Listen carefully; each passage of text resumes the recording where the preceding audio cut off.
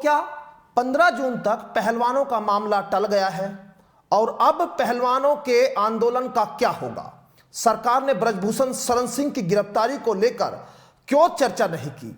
नमस्कार, स्वागत है आपका न्यूज 80 पर। मैं हूं आपके साथ राहुल राणा और यह सवाल अब पूछा जा रहा है कि इसके पीछे क्या प्रधानमंत्री नरेंद्र मोदी का अमेरिका दौरा बड़ी वजह है? प्रधानमंत्री मोदी 20-21 तारीख में 4-5 दिन की यात्रा के लिए अमेरिका जाएंगे और इससे पहले देश में चल रहे पहलवानों के आंदोलन को शांत कर दिया गया। राजनीतिक गलियारों में यह सवाल पूछा जा रहा है कि अनुराग ठाकुर के साथ पहलवानों की हुई मीटिंग के पीछे क्या प्रधानमंत्री का अमेरिका दौरा भी है? क्योंकि अमेरिका में यौन शोषण के मामलों को गंभीरता से लिया जाता है। अंतर्राष्ट्रीय ओलंपिक समिति तक भी पहलवानों के प्रोटेस्ट की बात पहुंच चुकी है, क्योंकि यह चर्चा भी अब हो रही है कि प्रधानमंत्री के अमेरिका दौरे से पहले पहलवानों को कुछ समय के लिए शांत कर दिया गया। आपने पहले महिला पहलवानों के साथ खेल मंत्री की बातचीत में क्या तय हुआ ये तो जान लिया होगा, लेकिन एक बार फिर हम आपको बता देते हैं कि 15 जून तक पहलवानों के आंदोलन का यह मामला टल गया है। वैसे सरकार तो चाहती है कि यह मामला टल जाए, लेकिन पहलवान बजरंग पुनिया ने मीडिया के सामने यह बयान दिया और 15 जून तक वह कोई आंदोलन नहीं करेंगे ये कहा जा रहा है। 15 जून के बाद आंदोलन की क्या रूपरेखा होगी, क्या होगा इस आंदोलन का, यह एक बड़ा सवाल है। 15 जून में जो सवाल उठाए गए वो ब्रजभूषण शरण सिंह के मामले में 15 जून को दिल्ली पुलिस चार्जशीट दाखिल करेगी और 30 जून तक WFI के चुनाव होने हैं। सभी पहलवानों के ऊपर जो मुकदमे दर्ज हुए हैं उनको सरकार वापस लेगी। साथ ही ये कहा गया है कि इंटरनल कंप्लेन कमेटी बनाई जाएगी जिसमें अध्यक्ष महिला होगी। अच्छी बात है, होना चाहिए। और वहीं WFI के चुनाव में ब्रजभूषण के करीबी हिस्सा नहीं लेंगे। लेकिन इसमें एक सवाल है, लोकतांत्रिक व्यवस्था के बीच ब्रजभूषण शरण सिंह के करीबियों को चुनाव में हिस्सा लेने से कैसे रोका जा सकता है? अगर ऐसा हुआ तो वह कोर्ट में जा सकते हैं और पहलवानों के साथ ब्रजभूषण शरण सिंह के जो करीबी है, क्योंकि लोकतांत्रिक एक ऐसी व्यवस्था है कि कोई भी चुनाव में हिस्सा ले सकता है। पहलवानों के साथ मीटिंग में अनुराग ठाकुर ने यह कहा है कि पहलवानों की जगह मैट पर है, ना कि सड़कों पर।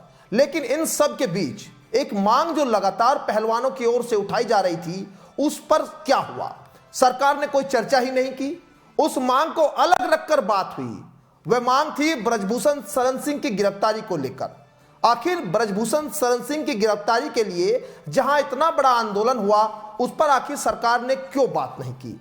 और जिस 15 तारीख का समय दिया गया है, उस 15 तारीख तक जब ब्रजभूषण शरण सिंह की गिरफ्तारी की बात नहीं हुई, तो क्या 15 जून तक ब्रजभूषण शरण सिंह की गिरफ्तारी होना संभव है? चलिए उन पहलुओं को समझते हैं कि आखिर क्या कानूनी पैंच है। सरकार ने तमाम मांगों पर चर्चा की, लेकिन ब्रजभूषण शरण सिंह की गिरफ्तारी पर क्यों चर्चा नहीं हुई, यह सवाल अब उठने लगा है।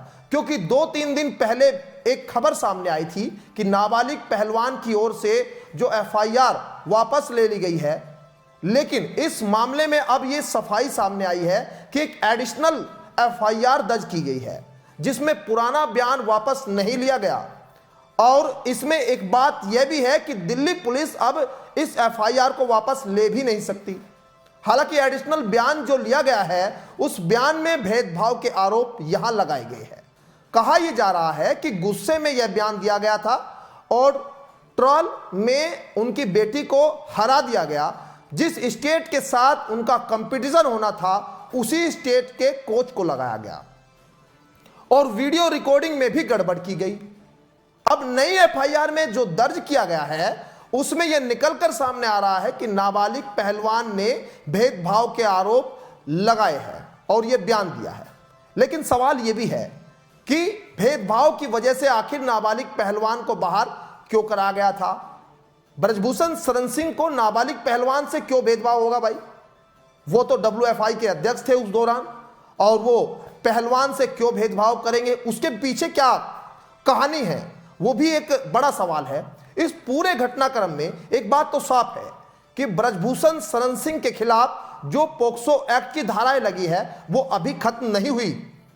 जो कहा जा रहा था कि ब्रजभूषण शरण सिंह के खिलाफ जो धाराएं लगी है वो खत्म हो गई, नहीं, वो खत्म नहीं हुई। एक एडिशनल एफआईआर यहां दर्ज की गई है, क्योंकि यह कोर्ट तय करेगा कि एफआईआर खत्म करनी है या फिर नहीं करनी।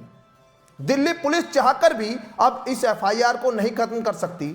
अब गेंद कोर्ट के पाले में है, जिसमें नाबालिग पहलवान की पहचान छिपाए रखने के लिए कोर्ट इन कैमरा ट्रायल करेगा।